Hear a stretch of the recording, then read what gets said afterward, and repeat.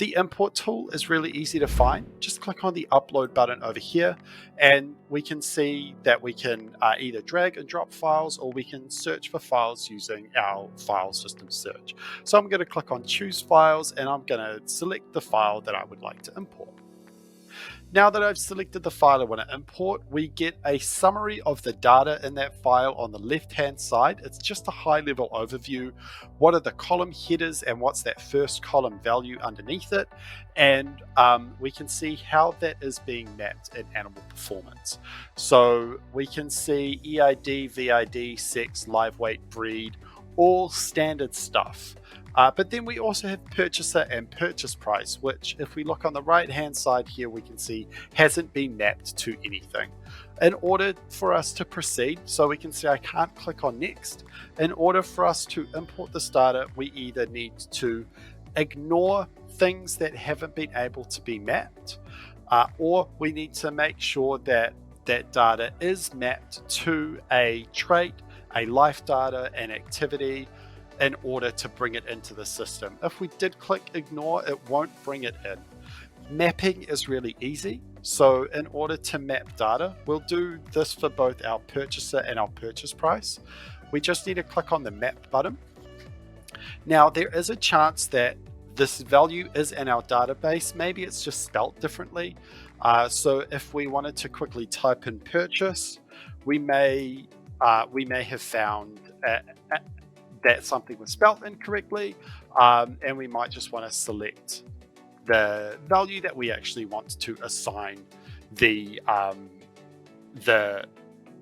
data that's coming from our import to. So for example, we might be bringing something in, it might have just said weight, and we might think, no, that's meant to be mapped to live weight. I'll go in, I'll add it to the existing live weight value.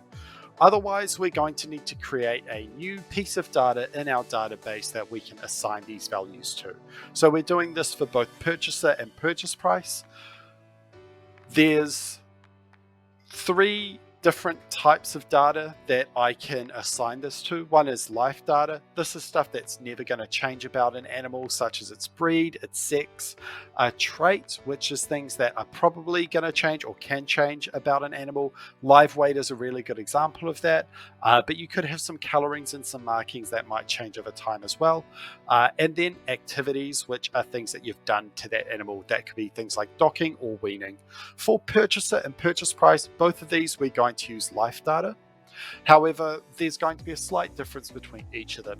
As the purchaser is a name, we're going to use text, as we can expect purchaser to always be any letter from A to Z, but the thing with text is we can also include a full stop, a forward slash, and a dash in that text value.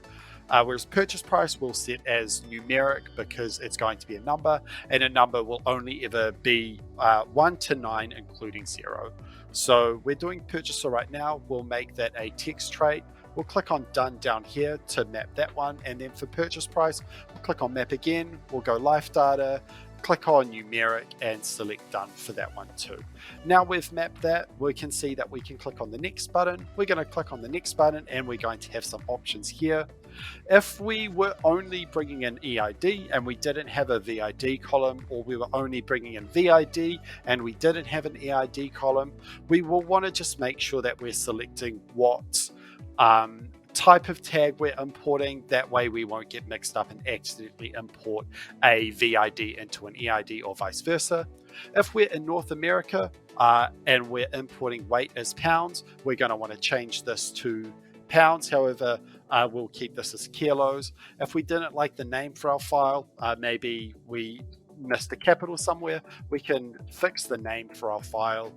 We can select a session date. I want this to appear at the top of the list, so I'm going to select today. And if we really wanted to, we could set a note against all of the animals we're importing, and we could also set that as an alert note. An alert note being a note that will flash up on the screen while we're weighing, so that we have to take an action with an animal before we move on to the next one.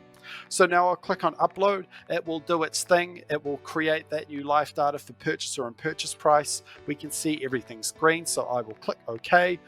We can click on sessions over here, and in the top session we can see all of this data has been imported, and if I do click on an animal, I can see the values that I had imported about this animal. So we've got a purchaser, we've got our purchase price, we've got our latest live weight, and we now have this animal in our database. Next time we see it on farm, this is the data that's going to pop up.